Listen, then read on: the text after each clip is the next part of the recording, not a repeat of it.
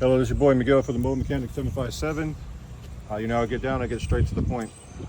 Customer had me to change out a starter without doing a diagnostic first. This is her old starter. As you can see, I got it connected to the battery, and I'm going to touch these two together. If you can bring the camera right there, right here, you're going to see this Bendex come out and spin. Starter is good.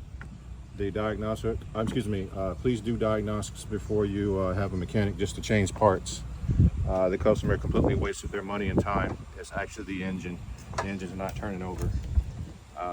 Unfortunately, this is going to be bad news for the customer. But I always tell people, don't go to YouTube and be your own mechanic. Let mechanics do their own job. Professionals do their own job. This was just a waste of money and time for this customer. And I just wanted this to be a lesson to everybody. Get a diagnostic first.